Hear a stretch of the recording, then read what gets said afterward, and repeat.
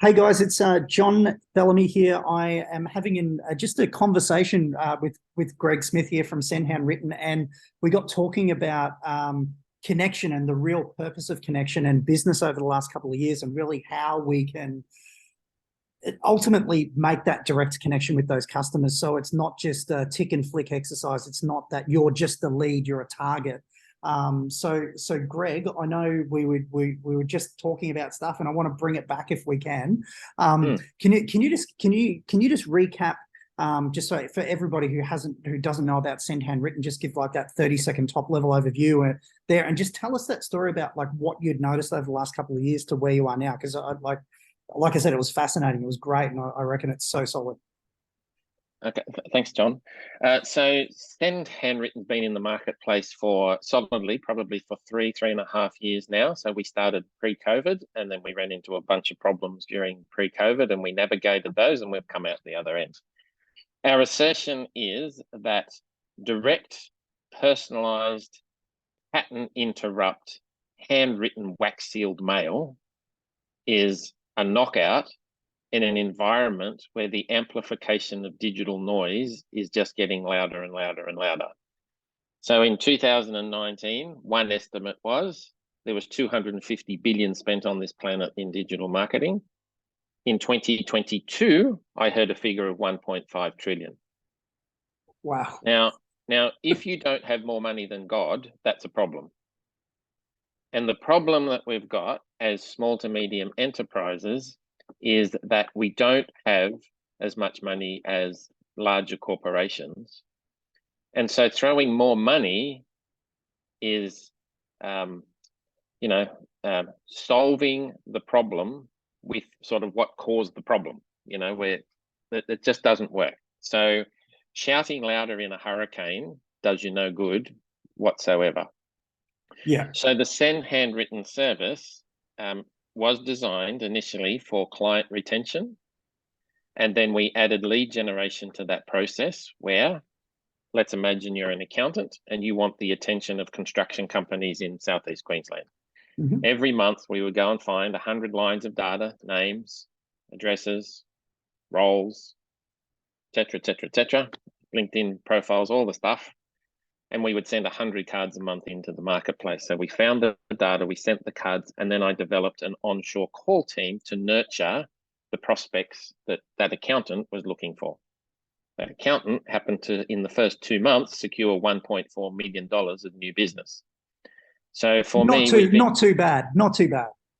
Well, for whatever it was at the time, a $3,000 to $3,500 investment, he was very happy, and he stayed a client for 3 years. Yeah. All through the pandemic, and it continued to work because we iterated. So data, cards, calls, clever, not manipulative, clever scripting, audio digicards, edutainment to pattern interrupt and get attention, both online and in the digital, in the physical mailbox, has been the key. And the physical mailbox is a place where you can still whisper and be heard, because very, very few businesses are using it. However, the new statistics, and I'll move on, I'll share this, the new statistics, and I've tuned into a fellow called Malcolm Auld, and AULD. Malcolm's in Sydney. He lectures at Sydney University. And he put out a LinkedIn post this week to say that in America, direct mail has increased from 1.6 to 3.3 of the national advertising spend. And what has decreased is many of the digital channels.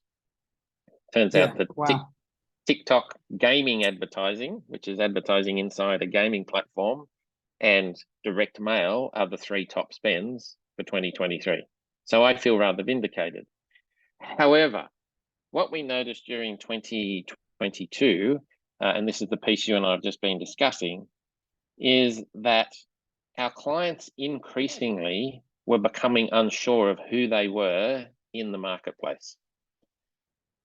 And the reason for that, we ultimately put down to the underlying percolation of energy amongst business people at the smaller to medium end of town is one of anxiousness, uncertainty, stepping on or being involved in shifting sands. and the sands are moving increasingly fast. So let's imagine for a moment that the underlying energy is anxiousness. We asked ourselves the question, what's the antidote to that?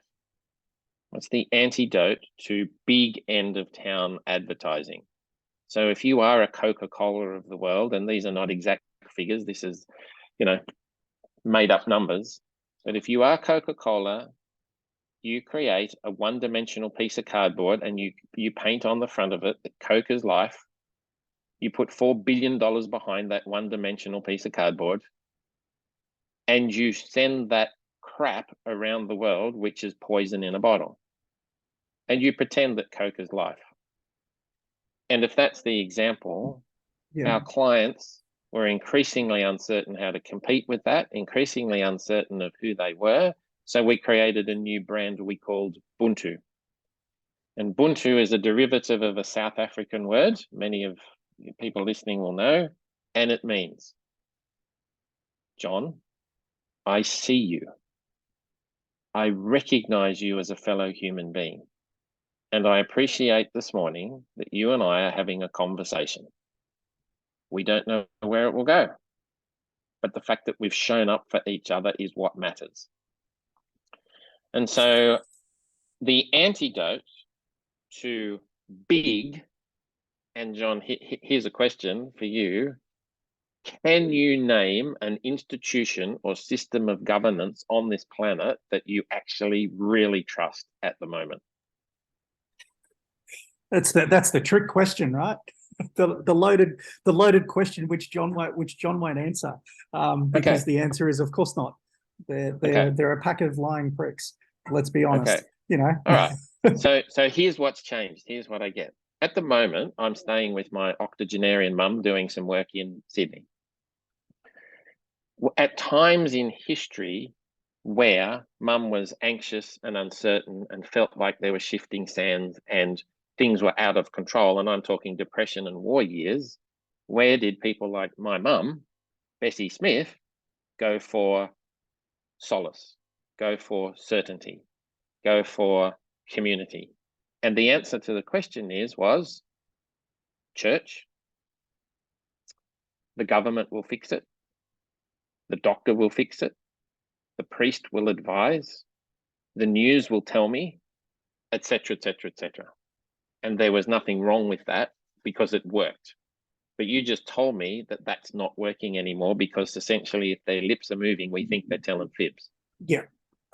So what do we do? What do we do as a species? And if the species is entrepreneurship or business, what do we do to battle that? And what's the antidote? And our answer to that question, and we're really leading in our circle of influence, we're leading a conversation around the fact that the antidote to that is advocacy-oriented, edification-focused business and human-to-human relationships where we actually care for and look after and support what it is that each of us are up to. And so under the Buntu brand, and the tagline is connection with intention, what's underneath that tagline is our intention to amplify the human spirit.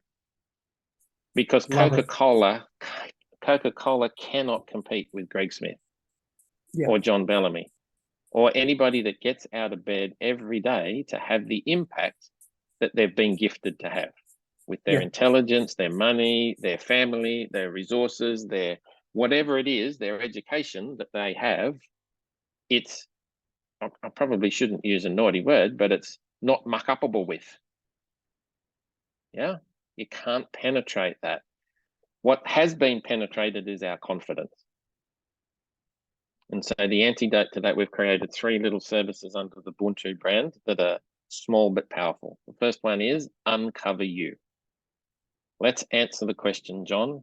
Who are you? If you put your mobile phone down for 48 hours, turn it off. Who are you? What do you get up to? Yep. What takes your attention? What energizes you? What do you think about? What do you feel about? What judgments do you make? Etc., etc. So let's uncover you. And if I use a really simple example, we worked with a client before Christmas, and I met her at a business meeting, and I said, what do you do? She said, I'm a mortgage broker. I said, that's lovely. Wake me up when it's over. And she said, what do you mean? I said, do you get out of bed every day to be a mortgage broker? She said, yeah, I don't know. Yeah. I said, no, you don't. Let's run with you, walk with you, and we'll run this Uncover You process. Yeah. That young lady is now, middle-aged lady, is now a facilitator of wealth for middle-aged women who've suffered divorce. Huh? What do you do, Tanya? I'm a facilitator of wealth. Well, what does that mean? So it forces the question to be asked. It forces that human being to engage with the spirit and the essence of who they are. Because they're motivated not to be a mortgage broker, they're more motivated to help. So the second part of the process we call Express You. So once we've reached into somebody's chest and we have here, seeable, like a hologram on a pedestal, we can see and feel and get a sense of the essence or the soulfulness of that human being. Now we can get a three-dimensional vision of it. We can pour something delightful over the crown of their head and get a silhouette that's three-dimensional, not the one-dimensional BS of, the Coca-Cola example, but this is now three-dimensional. So we can color it in. We can hold it in different shapes. We can tell a story around it. We can have that story engage with, using tonality and color and intentionality and purposefulness. And now we've got something that is unmuck-upable with, that is unique. Nobody else is a facilitator of wealth for middle-aged women having suffered divorce. Nobody. And it's that uniqueness that we then go to the third process with, and we call it Amplify You. So we want to express that genius and then amplify the crap out of it in a way that helps that human being or that business cut through that $1.5 trillion, if that's the figure, of digital noise that's out there. So, but here's what we do. We now believe strongly that there needs to be a combination of, and here's our communication ecosystem. This isn't the only one. This is what we leverage. Let's get for you, if Tanya's the example, an optimized LinkedIn profile. From an algorithm point of view, let's make sure that your personal digital footprint that costs you nothing stings off that screen.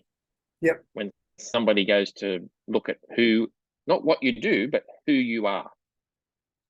And then let's get an intelligent, connection sequence going with the people that you'd like to add value for. And there's a whole process to that. And then now let's leverage some content for you. And once that's matured, then let's help you with a LinkedIn webinar series of events. Let's get people to you. So that piece of, and I know that you're in that space too.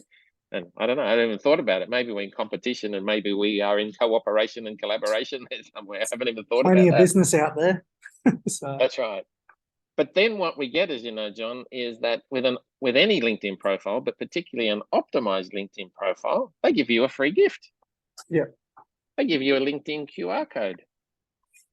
So we now take that LinkedIn QR code and we print it onto the back of cards that are designed with your imagery and your brand and handwritten script from you.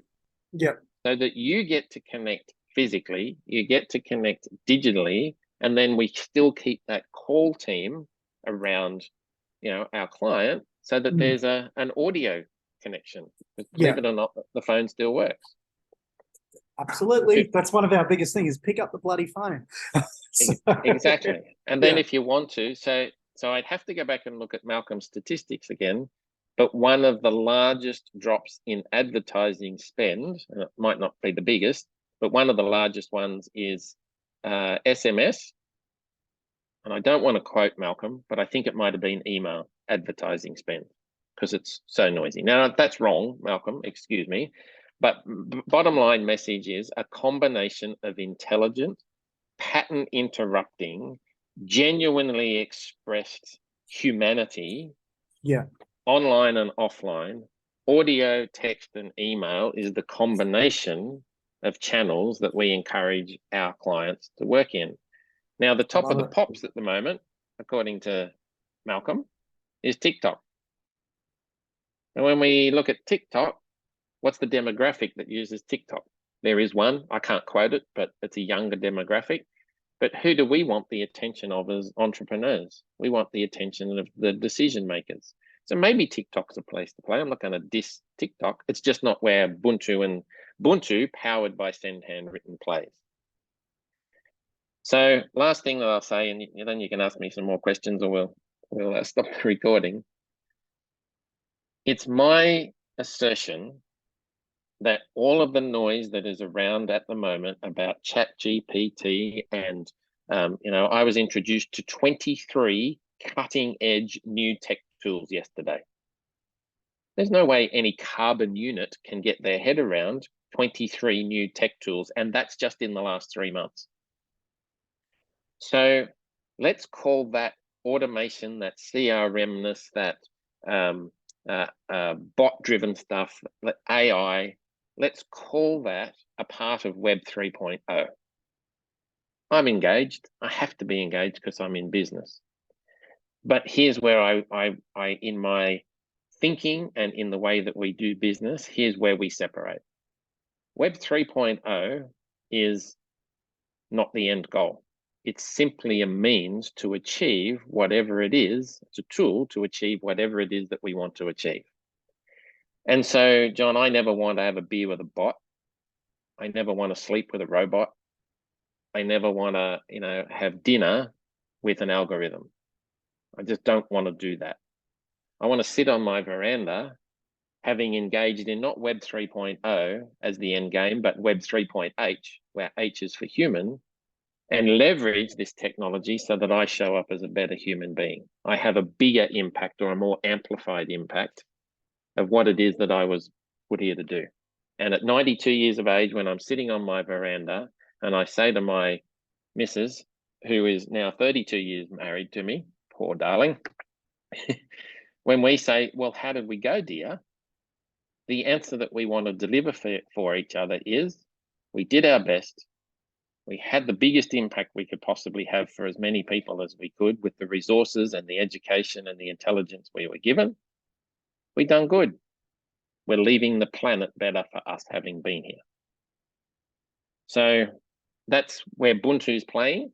We want to play with a tribe that resonate with that message, and with a tribe who have a preference for engaging like you and I are engaging now, or engaging via LinkedIn and combining that with, physical touch points. Yeah, I love it. It's fantastic. It's so that's why I wanted to hit the record button, because it's very like people are just, like we said, confused. They're anxious. They just don't know what's happening. They've been put through the ringer, and we're being put through the ringer again. And I think particularly in that small medium enterprise space, it's where we can have we get, if we get it right, we have a generational change, right? And that's the thing that it's all about. That's what I love. And one of the things that we've been speaking a lot to our clients of lately is exactly what we're talking about here. It's that cross-channel approach. It's like, how do we get really specific? How do we be really authentic, share who you are, and attract the right type of clients? Like, if people don't want to work with you, fantastic. Let's try and qualify them out as quickly as we can, so we're not investing time speaking to the wrong people. And I think tools like this, and exactly what you're talking about, is gonna help. And it's that whole cross-sectional approach. One of our clients in the US at the moment, they're incorporating direct mail. One of our clients in Sydney, they're incorporating direct mail as part of their reach out. So there's all of those bits and pieces there. Beck, my partner here, we've got a cleaning company that Beck's building, and she's incorporating direct mail, but unaddressed, like literally doing the old school 10 by 10 by 20 when you go and service an area. So it's all of those different approaches, and just being like the authenticity is for that small business, it's the must, because I want to connect with you. Do I know, like, and trust you? And then therefore your company behind that. Yeah. And I love that example that you gave about the Yeah. mortgage broker, because like, I don't wake up in the morning going, oh, I'm going to be a marketer today. You know, like, so I was thinking in my head when you were running through those things, people would see me walking on the beach, playing volleyball, on calls like this with people, coaching people, building businesses, and all that. They're the things that I love doing, you know, hanging out, going for a swim in the afternoon. Like, it's all of those things that make it. So it's, yeah, I really appreciate you taking the time to share that, because it's the questions that so many business owners aren't taking the time, I believe, to answer. They're in there and they're so fixated that, holy crap, we just got reamed over the last couple of years. We need to make up this revenue because now we're mortgaged to the hilt. We've liquidated personal assets to keep businesses and team members alive. We know that the government, quite frankly, does not give a shit about anybody. That's the reality. They do not care, period. So if it's meant to be, it's up to me, scenario checks in. And I think it's so hard for so many businesses to just sort of go, okay, like, of course we need to generate revenue. Of course we need to go and make up for those losses that we've done. But let's just park that to the side for a moment and really get clear about, like you said, who we are, who do we want to be in the world, and then once we understand that, how are we going to put a marketing strategy together to then be able to attract those ideal people? So I love it. Yeah, that's fantastic. Something that you just said then triggered me to ask a question. And the question is, can you remember the last time in a business context where you were appreciated for your patronage?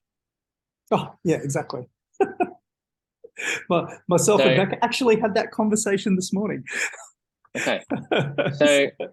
So can you remember the last time that you were appreciated by your electricity, gas, water utility? Yeah. In a personal way, not some, mass-produced BS. Yeah. Yeah. Can you remember a time when you were appreciated by the real estate agent from whom you bought your last home, who made 15 grand out of the sale? Yeah.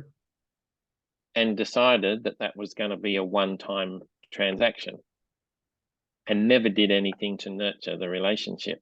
Mm-hmm. And I actually have, I've got a good story around that. Yeah. And that person became a client. What a surprise. So I think part of what we have as a competitive edge in smaller enterprises is the fact that we can show up, and we can show up consistently, and we can appreciate, and we can be generous of spirit, and we can be engaged, and we can advocate for, and we can edify on behalf of. And why would we want to do that? Because it's smart business, and it's actually the thing that makes the most difference in the long run. And the other part of that is, put your hand up if you'd like to be somebody else's lead. Put your hand up, though, if you'd like a problem solved by somebody that genuinely cares and has the skill set to solve it for you. Yeah. Yeah. Like, completely different energetic feeling. So yeah. For me, it's like you're a number, or you're a valued, you're valued. And like I had a chat with one of our clients last week about talking about LinkedIn, about one of their LinkedIn campaigns. And we were looking at over the history of what they've done, and their first campaign, had close to about 1,000 connections in it that they were going through. And now, just through trial and error and learning, right, their average campaign that they would run would have somewhere between 17 and probably 50 people in it. And it's like super hyper targeted, hyper personalized. and it's just we're connecting, and we want to see how we might be able to help each other. And you know, it's resulted in them having, you know, many conversations, and you know, lots of dollars in the seven-figure realms off the back of that. Just we've invested a bit more time. We're a bit slower out of the gate, but because we're investing a little bit more time to get clear about specifically who do we want to go and connect with, and then putting and having that focus and that intention of actually following up, putting that activity in place to follow up, see how we can go and like genuinely help them with their solutions. So